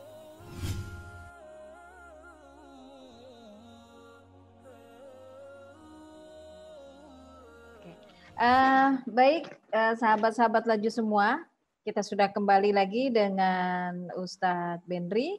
Kalau saya senangnya manggilnya Ustadz Ajo Benri, lebih akrab gitu. Baik Ustadz, ada beberapa pertanyaan yang masuk. Saya bahas satu-satu pertanyaan atau semua dibacakan? Atau satu-satu aja. Satu-satu. Okay. Aku sayang ibu. Dua-dua harus jawab Ustadz. Dua-dua sayang ayah. Oke, baik. Ada satu pertanyaan dari daerah Tangerang ini. Dengan Umu atau masih Uhtin ya. Dengan Meli, pertanyaannya, bagaimana caranya membangkitkan rasa suka anak itu kepada buku, Ustaz, daripada HP? Ini biasanya yang sering terjadi di masyarakat itu yang banyak umumnya. Bagaimana caranya, Ustaz? Sebenarnya rasa suka anak itu tergantung siapa yang mengarahkan ya. Karena anak itu di beberapa kayak seperti buku dan selera kayak makanan itu kan sebenarnya tergantung apa yang pertama kali distimulan, yang pertama kali dicicipi. Misalnya kenapa ada anak yang doyan nasi, kenapa ada anak yang doyan yang namanya misalnya burger gitu ya. Itu kan apa yang diberikan di stimulan awal. Dan itu stimulan awal itu yang mempengaruhi. Dan itu ya bagaimana kesuksesannya. Misalnya gini, saya pernah punya teman yang nggak pernah makan nasi, bahkan hanya mie instan. Sehingga memang umurnya tidak panjang ya, karena dia nggak pernah makan nasi dan ada efek di mie instannya. Tapi yang saya lihat, pernah saya tanya kenapa sih nggak mau nasi, ternyata dia punya trauma awal pada saat dia dikasih nasi. Itu mungkin nggak tahu nasinya itu ada kerikilnya dan dia menolak gitu. Ada kerikilnya dan dia nolak. Nah, orang tua saat itu baru dapat ini langsung mengganti. Udahlah kalau nggak mau daripada nggak makan kasih mie instan. Maka kita pelajari dari kisah ini satu. Pertama, pastikan menghidangkan buku di awal-awal tumbuh kembangnya dengan cara yang menarik. Karena kalau sejak awal nggak menarik, contoh misalnya baca buku, bukunya tebal banget gitu ya. Misalnya bukunya di bawah bendera Revolusi Soekarno, anak umur 2 gitu. Berat itu. Misalnya bukunya buku diktat kuliah, ya enggak lah, buku-buku yang menarik itu, ya ini pertama.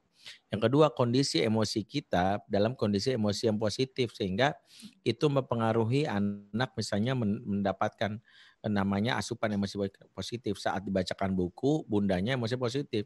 Coba kalau bunda lagi baca emosi positif sambil ngomel-ngomel, dengerin, bunda lagi baca nih gitu, maka dia juga nggak nyaman. Gitu ya. Yang ketiga, pilihlah buku yang memang menimbulkan rasa ingin tahu, yang itu yang pertama kali. Nah, kalau ternyata di awal-awal gagal, entah mungkin kita salah memilih bukunya, maka jangan alihkan kepada selain buku, gantilah buku yang lain. Jadi ada orang tua ya udahlah lagi ini mendingan gadget. Nah, sama seperti tadi, nasi nggak doyan dikasih mie instan ya demi menyelamatkan. Tadi saya bilang, ya udah kalau memang dia nggak suka Ustadz karena saya salah milih buku, berarti besok jangan salah lagi. Pilihlah yang kira-kira disukai. Itu yang pertama. Jadi hidangan pertama yang harus diberikan ke anak agar dia mencintai buku itu sangat mempengaruhi. Yang kedua adalah keseriusan orang tua dalam berkaitan dengan buku ditunjukkan juga dengan adanya perpustakaan mini, pojok-pojok baca yang disediakan di dalam rumah. Jika di kamar itu tidak ada ya, misalnya peragaan buku yang menunjukkan betapa pentingnya buku, maka anak tidak memiliki rasa ingin tahu. Seseorang itu punya anak kecil itu punya naluri kepo yang membuat dia itu bisa memiliki rasa penasaran tergantung cara kita membuatnya. Kita ingin membuat buku, tapi perpustakaan pun nggak ada. Buku juga irit banget kita punya, dipendam juga di dalam gudang atau ditaruh di kontainer, nggak ada. Menunjukkan keseriusan, tidak ada display. Tapi kalau anak bangun tidur, displaynya di depan, ini ada lemari rak kecil. Kemudian yang ketiga juga kelihatan ada di mana setiap pojok ruangan ada buku. Ya, dan itu membuat minat anak terhadap buku tinggi ya. Sehingga dulu saya ingat waktu awal saya nikah sama istri, saya komitmen investasi awal tuh buku. Artinya makanan boleh kita irit-irit tapi buku jangan. Sehingga kita punya anggaran tetap untuk buku yang alhamdulillah seiring dengan pertama rezeki semakin meningkat. Jadi kalau buku jujur saya agak royal gitu maksudnya. Dalam pengertian bahwa kalau belanja bulanan buku kadang-kadang bisa habis jutaan. Atau karena anak tapi kalau makanan ya kadang masih perhitungan, taruh deh gitu. Tapi kalau buku anak nih, jadi memang akhirnya anak-anak tuh ngelihat di rumah itu buku di mana-mana. Karena di kamar kami ada buku, di ruang tamu ada buku, di ruang TV ada buku, di kamar ini juga ada buku. Jadi dia nampak bahwa buku-buku itu ada sesuatu yang menjadi perhatian. Nah, yang ketiga, semua ini akan rusak kalau ortunya juga nggak kelihatan baca buku. Semua itu akan rusak kalau anaknya nggak ngelihat ortunya baca buku. Jadi kalau ortunya nggak nampak gairah, nggak ada tuh ortunya misalnya kelihatan pagi-pagi buka, terlibat lagi baca, itu juga merusak minat anak di awal. Saya pernah akhirnya mengevaluasi diri karena saya punya cara belajar saya berubah semenjak ada gadget.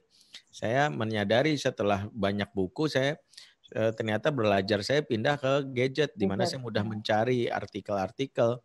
Bahkan misalnya saya bisa download buku-buku dari Al-Waqfiyah, dari Maktabah Syamilah. Ya, misalnya saya main HP, kalau misalnya lagi baca buku.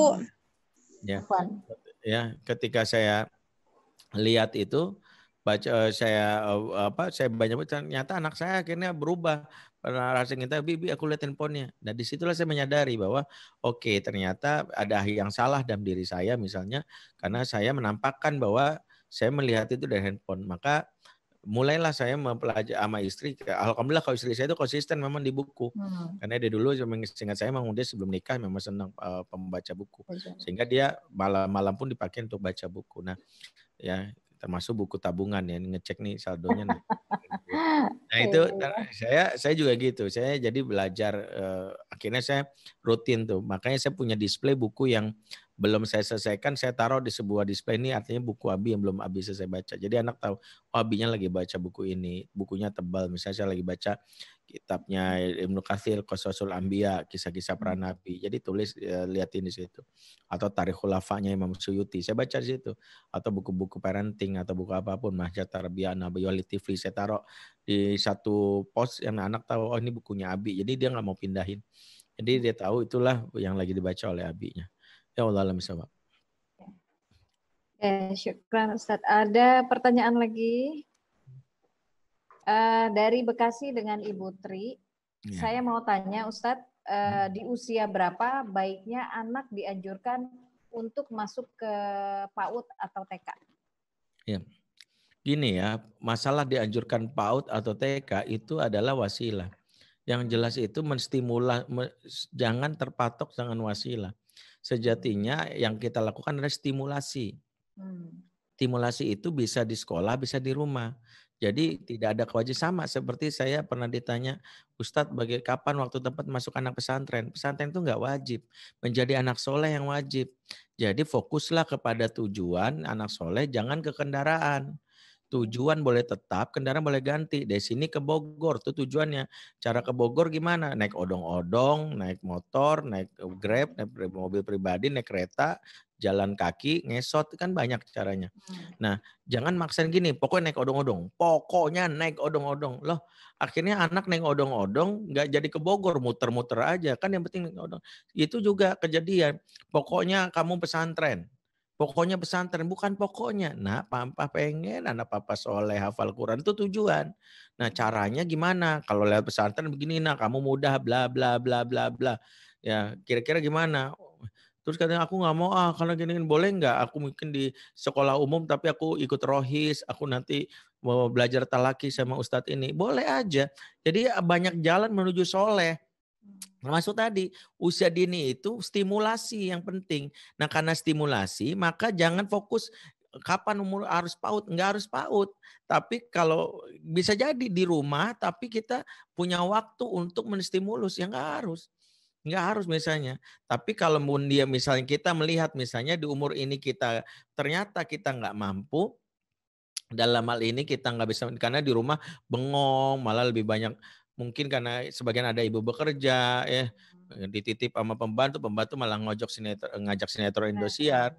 Sampai anak-anak bangun pagi yang nyanyikan lagunya Rosa, yang ku menangis membayangkan. Nah, ini kan gara-gara waduh nih. Nah, berarti daripada gara-gara mbaknya yang ini ya udahlah. Nah, itu baru boleh. Nah, cuman masalahnya ada pilih PAUD yang bagaimana, itu yang paling penting lagi. Jadi umurnya kapan? Yang jelas saat anak sudah mulai ya, satu yang namanya anak-anak sekolah berinteraksi dengan luar, ada anak yang sudah matang minimal punya kemampuan interaksi sosial. Ya, minimal interaksi sosial sudah ada, yaitu mulai bisa bicara. Ya, dan mulai bisa bicara dan mulai bicara kepada orang lain itu dipengaruhi dengan rasa nyaman dan aman dipenuhi di umur-umur awalnya. Makanya kalau di umur-umur awal dia tidak merasa nyaman dengan ibunya, maka dia biasanya sulit beradaptasi dengan lingkungan baru. Akhirnya kalau ditaruh di daycare, di PAUD gampang nangis. Itu wajar karena dia tidak mendapatkan ketenangan sebagai boleh dibilang modal awal untuk bisa berinteraksi dengan orang lain itu, gelisah, cemas, karena memang dunianya dari awal cemas gitu. Jadi kesiapan ini juga nanti dipengaruhi dari mana? Dari orang dari tes kematangan sekolah lah kalau ada seorang psikolog di sana. Tapi yang kedua yang harus penting disampaikan bahwa apa sih esensi kita masukin ke TK atau PAUD? Esensi yang paling penting adalah stimulasinya itu sudah cukup nggak dari orang tuanya. Kan tadi saya bilang, justru figur ortulah yang awal-awal di sini. Banyak peran ya Ustadz. Banyak berperan. Jangan sampai akhirnya anak itu di umur-umur awal diambil oleh orang lain. Karena ortunya tidak memiliki peran di stimulasinya. Apalagi kalau ada anak-anak yang merasa dirinya dari kecil merasa dibuang. Karena ortu merasa saking sibuknya ngerasa nggak sanggup. Ini bahaya. Ya, jadi karena saya pengen anak saya bisa cepat belajar. Jangan terburu-buru. Penyakit pendidikan itu namanya istijal, terburu-buru. Karena itu para ulama mengatakan likuli amalin waktuha wa likuli waktin amaluha. Setiap amal itu ada waktunya, setiap waktu ada amalannya. Artinya apa? Umurnya belum dibebankan kewajiban. Ya, kalaupun kita mau menyekolahkan lebih kepada pertimbangan daripada di rumah maaf kasarnya mudorot ya, karena mungkin punya khodimat atau di rumah stimulannya jelek, ya udah nggak apa-apa. Tapi pun jangan kasih target. Bisa anak TK targetin hafal juz 30, itu zolim. Karena memang nggak ada target. Bayangkan sholat aja nggak dibebankan, ini baru hafalan. Mana utama sholat sama hafalan? Ya lebih utama sholat. Tapi sholat aja nggak ditekankan umur ini. Kalau ditanya terus targetnya apa Ustadz? Anak itu targetnya adalah penting dia happy. Itu target penting adalah di umur-umur awal itu adalah dia happy. Emosinya positif. Makanya penting bertanya, are you happy? Itu aja. Kamu bahagia nggak hari ini, nak? Jadi di umur-umur ini lihat, dia bahagia nggak di sekolah. Kalau dia di sekolah nggak bahagia karena banyak, berarti salah milih sekolah kita. Sekolah yang memberikan beban, stres, memang belum waktunya dibebani itu. Karena 0-7 tahun itu yang penting dia happy, gembira, dia bisa bebas. Karena esensi kenapa disebut Raudhatul Atfal atau bahasa kita taman kanak-kanak. Namanya taman itu menyenangkan. Karena bukan untuk belajar. Esensinya adalah membangun emosi bahwa positif. Positif feeling itu penting dalam membangun karakter individu di masa depan. Kalau sejak awal dia selalu negatif feeling, merasa nggak nyaman, gelisah, dia akan menjadi toxic person. Sebagian besar orang-orang yang toxic person, orang-orang yang senang banget membuli, adalah orang-orang yang dulu tersakiti, hidupnya nggak bahagia. Ingat, pelaku yang orang suka menzalimi orang lain biasanya adalah orang yang sejatinya orang-orang yang selama ini nggak bahagia hidupnya. Karena dia menularkan apa yang dia rasakan. Kalau saya bahagia, saya tularin kebahagiaan dong.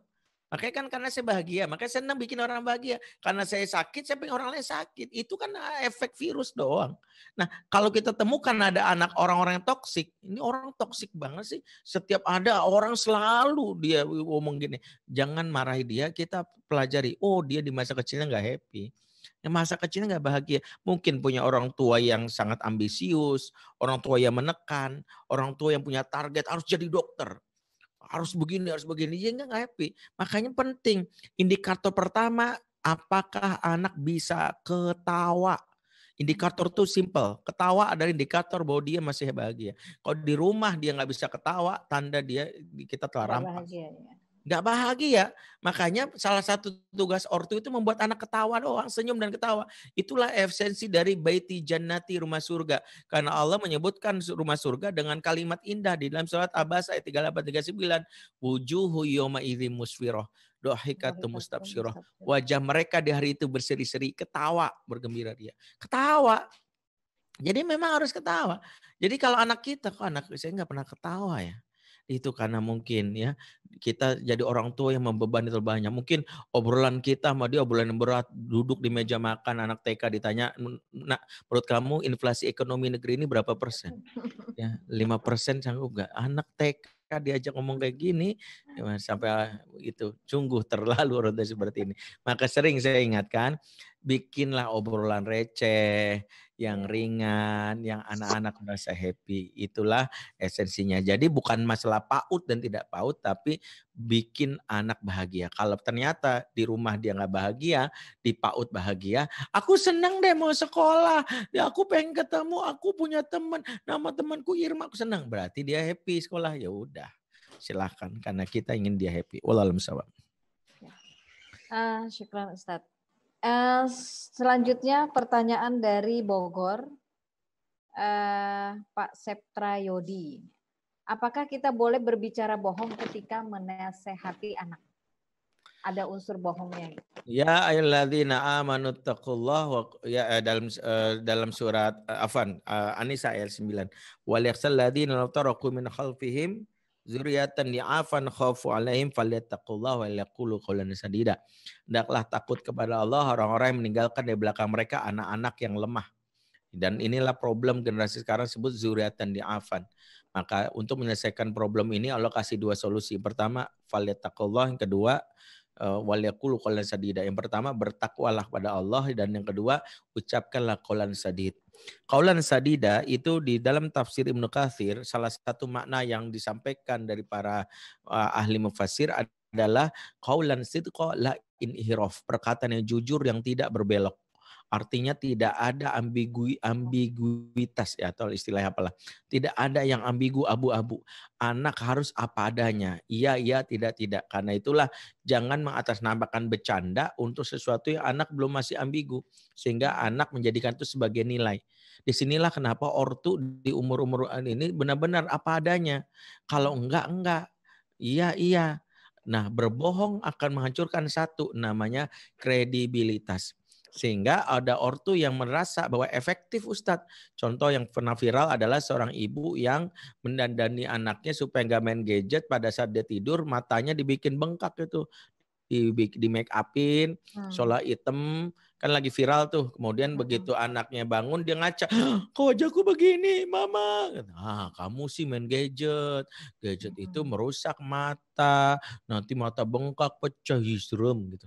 Anak efektif di situ adalah aku nggak mau main gadget, aku nggak mau, ya efektif hari itu. Tapi pertambahan usia membuat anak akhirnya mendapat informasi sampai ada satu kesimpulan, ternyata emak gue pembohong, bapak gue pembohong. Maka disinilah kehilangan satu kata kunci, entah itu namanya trust. Padahal modal pengasuhan adalah trust, safe, secure, and trust. Ketika orang tua tidak dipercayai, terjadilah children distrust, maka anak akhirnya menjadikan orang lain lebih didengar. Muncullah kalimat, ih bapak sok tahu, kata temanku nggak begitu. Ih mama sotoy banget mama, kata tukang bubur nggak begitu. Lah mamanya dibandingin sama tukang bubur. Mentang-mentang tukang bubur naik haji, ya bapak emaknya baru naik angkot, ya kenapa? Karena emaknya mungkin pernah berucap yang maksudnya baik tapi bohong, sehingga tidak boleh menasehati dengan kebohongan. Inilah kenapa Rasul mengatakan innal bir inna sidqa yahdi ilal bir wa innal birra yahdi ilal jannah. Sesungguhnya kejujuran mengantarkan kepada kebaikan dan kebaikan mengantar kepada surga. Wa innal kadhiba yahdi ila syarr wa inna syarr yahdi ilan nar. Sesungguhnya kedustaan mengantarkan kepada keburukan dan keburukan mengantar kepada neraka. Waliyazubillah, jangan jadi orang tua pembohong. Iya, syukran Ustadz. Ini juga biasanya sering dilakukan banyak orang tua yang terlepas dia dari paham atau tidak tentang psikologi anak. Biasanya sering terjadi gini Ustadz, kalau mereka ingin menghindari dari sesuatu, mereka sulit menjelaskan, nggak tahu, nggak ngerti caranya bagaimana melarang anak. Jadi dengan cara jangan ke sana ke dapur, nanti ada setan. Kalau ada setan, artinya orang tua nggak mau dibantu anaknya karena mungkin merasa direpotkan. Ini biasanya sering terjadi. Tapi insya Allah dari penjelasan Ustadz ini kita semua sama paham. Terakhir ini Ustadz, pertanyaannya terakhir. Dari Kepulauan Bangka Belitung, Masya Allah, ini jauh, harus dijawab sama Ustadz. Pertanyaannya, saya pernah dengar dari salah satu narasumber, maaf saya lupa namanya, di sana dijelaskan bahwa perlakuan anak seolah-olah seperti raja. Yang ingin saya tanyakan, dari mulai usia berapakah anak-anak diperlakukan seperti itu? Serta usia berapa saya selaku orang tua baru boleh tegas ke anak? Iya, memang seringkali kita mengambil pendapat yang saya telusuri, konon ini perkataan Ali bin Abi Thalib, tapi ternyata dibantah oleh Ibnu Qayyim dalam kitab Ighasul Ighasul Syahidin itu. Ternyata ini tidak berdasar kepada Ali, tapi hanya menyimpulkan saja dari beberapa pendapat bahwa usia 0 sampai 7 tahun didiklah anak sebagai raja. Kemudian 8 sampai 15 didiklah anak sebagai tawanan, 15 ke atas didiklah anak sebagai sahabat. Fase-fase ini sejatinya hanya mengajarkan bagaimana sejatinya perlakuan kepada anak berdasarkan tahapan perkembangan manusia. Kenapa anak 0 sampai 7 tahun dipergi raja? Karena kita ingin membuat anak ini diperlakukan istimewa sehingga timbul cinta kepada kita. Hatinya terikat karena cinta modal awal dia supaya dia mau diarahkan. Karena anak itu nggak bisa diarahkan kalau nggak cinta. Ingat anak kita nggak kayak santri yang prinsipnya unsur manqola wala tanzur manqola.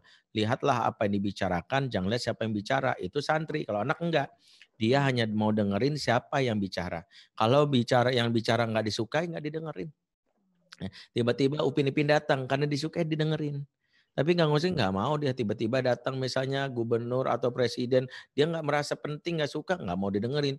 Waktu presidennya gagah mengatakan bahwa saudara-saudara, bodoh amat, nggak penting bagi dia, bagi anak nggak ada. Tapi yang lewati misalnya tiba-tiba Upin Ipin gitu. Sama anak kecil misalnya, kalau dia dengerin mama yang cintai dengerin. Tapi kalau nggak cintai tutup kupingnya ya. Kalau anak zaman now masuk kuping kiri keluar kuping kanan. Itu anak zaman all. Kalau anak zaman now enggak gue biarin masuk kuping gue satupun. Ya karena kalau masuk kuping kiri keluar kuping kanan masih ada yang nyangkut.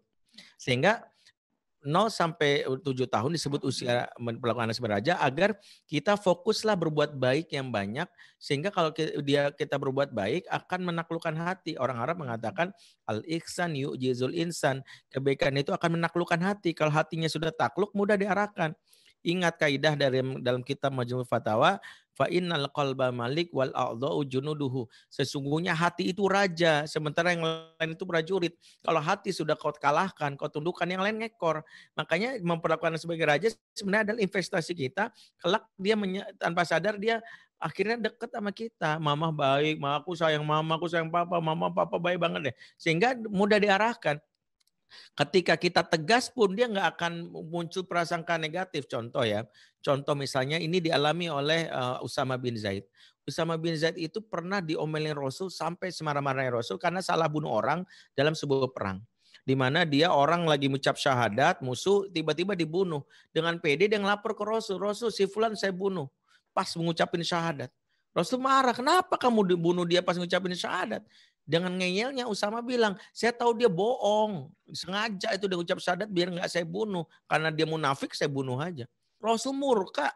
Apa kata Rasul? Kamu belah hatinya untuk membuktikan ke saya kalau dia munafik. Kamu belah hatinya. Terus-terusan Rasul bilang gini. Sampai dia merasa dirinya Allah sekiranya aku baru masuk Islam. Maksudnya gitu. Maksudnya biar nggak diomelin kan kamu alaf itu beda perlakuannya. Artinya diomelin sama Rasul tuh luar biasa. Tapi lihat waktu diomelin itu dia nggak sekalipun melakukan sikap unrespect atau unrespect. Misalnya tiba-tiba ngomongin di belakang. Kan ada anak tuh di belakang ngomongin kita. Allah orang tua sotoy banget. Dasar nenek-nenek gitu. Nenek lampir kan gitu. Ngomongin kita di belakang. Ada yang lebih ekstrim ya kalau kita tahu nama sindromnya mami is enemy. Sampai ngomong misalnya maaf ya ini saya rekam langsung dari apa yang ada di Twitter. Misalnya sindrom mami is enemy ini menyebut ibunya bangsat. Ya atau kalimat misalnya asu dan macam-macam itu sampai keluar. Kenapa anakmu tidak unrespect? Lagi diomelin, dasar mama gue bawel mulu sih, memang nih sampai nyebut ibunya setan. Karena dia tidak terikat hatinya. Kalau Usama tuh enggak. Dia diomelin dia tunduk, aku yang salah. Kenapa? Ternyata disebutkan dalam sebuah hadis Usama pernah mengalami peristiwa yang memukau dirinya. Yaitu ketika di umur 5 tahun Rasulullah memangkunya di paha kanan dan Hasan bin Ali cucu Rasul yang lain di paha kiri. Kemudian Rasulullah memeluk dua anak ini sambil mengatakan Allahumma arhamhuma fa inni arhamhuma. Ya Allah sayangilah kedua bocah ini. Sesungguhnya aku sangat sayang dengan kedua bocah ini. Apa yang dialami Usama ini sebagai sebuah pagar yang membuat dia menyadari ketika diomelin sebenarnya itu bentuk sayangnya Rasul. Karena dia merasakan itu. Makanya nanti orang tua mungkin ada kalanya kita nggak mau memang agak keras gitu, tegas gitu. Entah mungkin apa. Misalnya kita tiba-tiba khilaf ya, kita pulang dari kantor atau ibu-ibu pulang dari pengajian, ternyata di tengah jalan ya ban mobil bocor, ke ATM ternyata diblokir. Ya bingung kan, pulang dikejar-kejar anjing, kebetok tiang listrik, yang injak tai kucing, dicium bencong, dipalak preman, dicolok nenek-nenek, ya ketiban genteng, kan apes banget.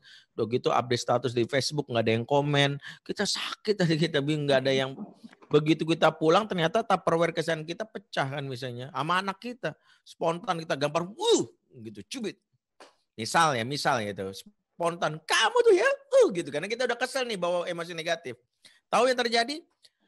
Anak saat kita marah atau dicubit, ketika kita bencana itu, dia kesimpulannya cuma 2. Pertama, mama khilaf. Ya, dia cek, pantas akhir bulan. Emang ini siklus emosi tergantung tanggal. Ya, yang kedua adalah aku yang bandelnya kebangetan.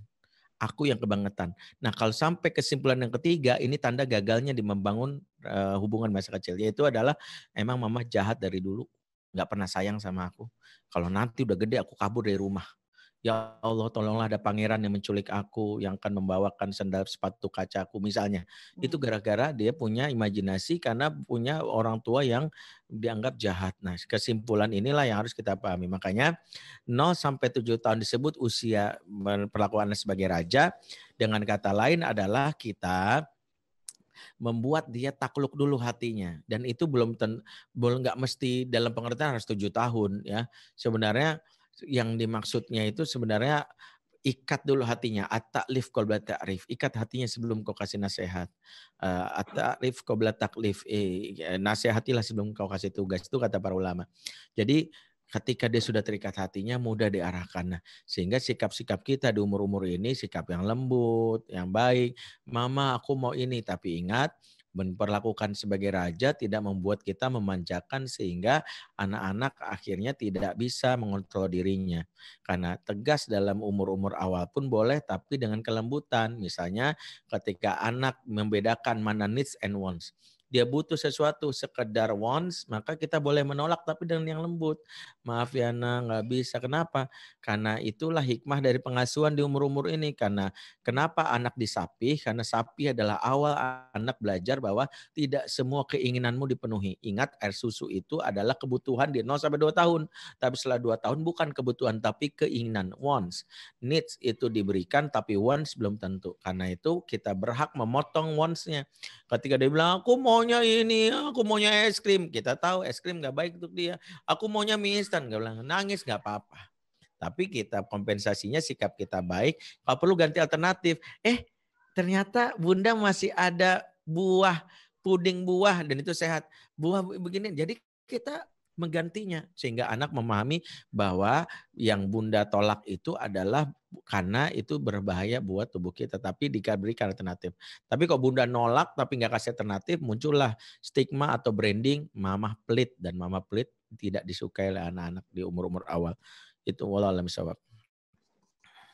Alhamdulillah, Masya Allah. Terima kasih Ustadz. Semua penjelasan dan juga pertanyaan-pertanyaan Alhamdulillah sudah dijawab. Karena waktu jua yang memisahkan kita sementara, insya Allah di lain waktu kita bisa bertemu lagi dan insya Allah di lain kesempatan kita akan sambung lagi. Baik, sebelum kita tutup kajian Laju Peduli, saya ambil kesimpulan bahwa dalam mendidik anak di usia dini yang harus kita perhatikan adalah stimulus yang harus kita ciptakan itu, mulai dari pendengaran, penglihatan, serta hati. Karena ini adalah potensi yang baik, yang sangat-sangat baik dan harus dilakukan oleh para ibu maupun calon ibu. Jadi stimulan ini yang pertama kali buat anak yang harus lakukan adalah seorang ibu. Karena awal pertama terbentuknya janin adalah di rahim ibu. Jadi ibu yang memegang peranan untuk melakukan stimulus ini. Kemudian ketika anak pada usia tertentu jangan pernah kita memaksakan, tapi lakukan stimulus itu supaya kita selaku orang tua bisa mengarahkan kemana ini anak harus bersekolah yang tadi Ustadz Benri jelaskan. Baik, tafadhol Ustadz, jazakallah khairan katsir. Boleh ditutup dengan doa Ustadz? Baik ya, buat ayah bunda semua, mungkin sebagai penutup ya izinkan saya tadi tentang ikat hati itu ada di buku Fatherman yang sejatinya ayah bunda bisa baca, bahkan boleh pinjam, bahkan boleh fotokopi punya temennya yang ada, karena sejatinya saya bukan ingin dibeli, penting dibaca. Tapi kalau mau beli ada di www.fatherman.id. Itu kenapa buku ini mengajarkan kemampuan ortu dalam hal ini ayah untuk mengikat hati anak di tumbuh kembang awal. Jadi proses mengikat hati itu diajarkan triknya di sini khusus buat ayah. Tapi bunda pun boleh mengikuti dan mempraktekannya. Dan buku Fatherman ini ya boleh di fotokopi ya tanpa harus dijual ya. Kalau dijual tentu itu pelanggar hak cipta. Tapi dibagikan fotokopi itu sah, boleh banget. Jadi Ustaz, saya mau bagi-bagi ke warga di kampung saya. Kalau beli agak mahal misalnya nggak ada, saya fotokopi doang, saya bikin misalnya jadi balut tulisan silakan, saya ikhlaskan ya. Itu di buku Fatherman. Baik, kita tutup dan membaca doa bersama-sama. Auzubillahiminasyaitonirrajim. Bismillahirrahmanirrahim. Alhamdulillahirabbil alamin. Hamdan syakirin, hamdan na'imin, hamdan yuafi ni'amahu wa yukafi mazidah. Ya Rabbana lakal hamdu kaman bagi lijal al-wajhikal karimu azimu sultanik. Allahumma salli ala sayyidina Muhammad wa ala sayyidina Muhammad. Ya Allah, ya Rahman, ya Rahim, ya Malik, ya Kudus, ya Salam. Ampunilah dosa-dosa dan kesalahan kami. Ya Allah, bimbinglah kami sebagai orang tua yang amanah, yang bisa menstimulan tumbuh kembang anak sesuai dengan apa yang Kau tetapkan dalam Al-Quran. Bantu kami untuk terus belajar, menyempurnakan diri kami, meningkatkan kualitas diri kami, agar kami bisa membimbing anak-anak kami mengenal Engkau ya Rabb, dan mengakhiri kehidupan kami bersama anak kami dalam keadaan yang baik, yaitu husnul khotimah. Jangan biarkan kami mati kecuali dalam keadaan bertauhid ya Allah. Jangan sampai Engkau matikan kami dalam keadaan hina, tak berdaya, dalam keadaan tidak memiliki iman. Kami berlindung kepadamu dari kematian yang hina, dari su'ul khatimah. Izinkan kami mati dalam keadaan membawa iman yang sedang tingginya. Izinkan kami mati membawa amal ibadah yang menggunung. Izinkan kami mati membawa amal jariah yang menderas. Ya Allah ya Rahman, sungguh kami berlindung kepada Engkau ya Rabb, dari keburukan nafsu kami yang mengajak kepada hal yang Kau cela dan Kau larang. Ya Rabbana, sungguh kami berlindung kepadamu dari kejahatan-kejahatan orang sekitar kami. Jagalah anak-anak kami dari pengaruh buruk lingkungannya, dari pengaruh buruk yang membawa anak kami kepada situasi yang buruk. Jagalah anak-anak kami di saat-saat kami tidak bisa menjaganya, karena Engkau sebaik-baiknya penjaga. Ya Allah Rahman, masukkanlah kami ke dalam surgamu bersama seluruh anggota keluarga kami cintai. Izinkan kami bisa berjumpa dengan Rasulullah Sallallahu Alaihi Wasallam. Dan bantulah kami agar di bulan Zulhijjah ini memaksimalkan ibadah kami, doa-doa kami, puasa kami, termasuk zikir dan takbir kami. Dan mampukan kami untuk berkurban ya Rob sebagai bagian dari kendaraan kami untuk bisa membawa kepada keridhaan-Mu, mendekatkan diri dari setiap helai bulu yang di darah dan ditumpahkan dari sembilan hewan kami. Rabbana hablana min azwajina wa zurriyyatina qurrata a'yun waj'alna lil muttaqina imama. Rabbana fil lana wa liwalidina warhamhum kama rabbawna shighara. Rabbana atina fid dunya hasanah wa fil akhirati hasanah wa qina adzabannar. Subhana rabbika rabbil izzati amma yasifun. Wassalamu ala mursalin. Alhamdulillahirabbil alamin. Subhanakallahumma bihamdik asyhadu an la ilaha illa anta wa atubu ilaik. Assalamualaikum warahmatullahi wabarakatuh. Waalaikumsalam warahmatullahi wabarakatuh. Syukran.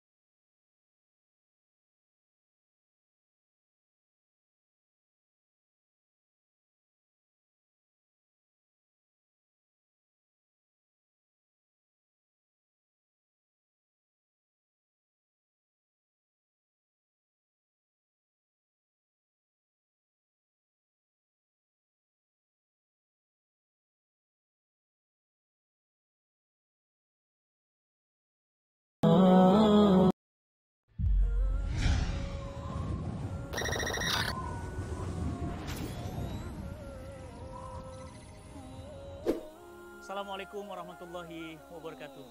Sahabat semuanya, kalau kita memberikan hewan kurban, pahalanya sebanyak bulu yang tumbuh di hewan itu. Pernah ngitung nggak berapa pahalanya? Pernah ngitung berapa bulunya? Masya Allah. Dan masalahnya bukan pahalanya saja, tapi hewan daging kurban itu akan dinikmati oleh saudara-saudara kita di Palestina.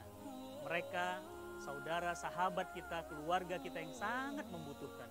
Mungkin di Indonesia yang namanya kurban sudah tidak asing lagi karena daging bertebaran di mana-mana. Tapi bagaimana dengan Palestina? Saya mendukung program hewan kurban untuk Palestina melalui Laju Peduli. Salam cinta Quran. Assalamualaikum warahmatullahi wabarakatuh.